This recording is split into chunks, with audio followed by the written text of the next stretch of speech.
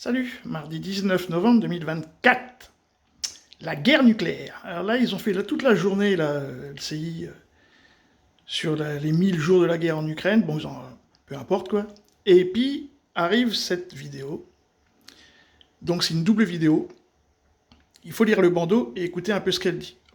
Elle résume à peu près toute la journée. Et donc, ils veulent y aller.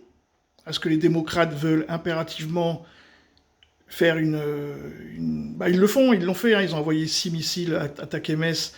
Bon, vous lirez le bandeau, les Russes disent que c'est les Américains. Du coup, on vient de monter d'un échelon.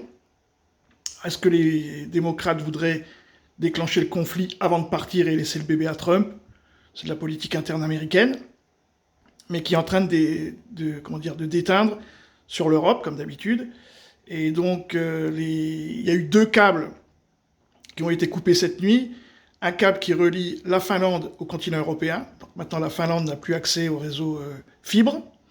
Et dans le même temps, le câble qui lie la Lituanie, c'est ça, hein, la Lituanie, non, c'est les Lettons, la Lettonie à la Norvège. Ils n'ont plus d'accès non plus, par la fibre. Hein. Donc c'est clair, on y est, le ton monte, et donc, bah, je vous le dis, vous lisez le bandeau et vous écoutez la dame.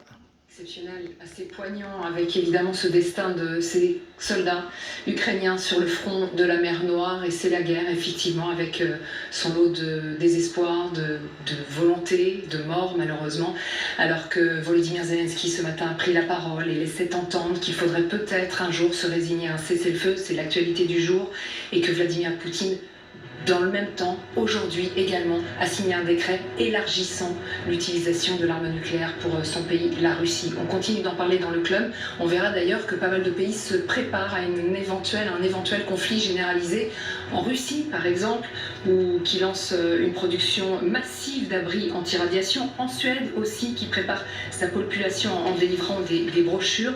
Le niveau de menace n'a jamais été aussi élevé. On se retrouve dans un instant. Et nous, pendant ce temps-là, on a Macron qui se promène en Amérique latine. On ne nous prépare pas de rien du tout. Mais bon, puisqu'il paraît qu'il va rien se passer. Salut les amis!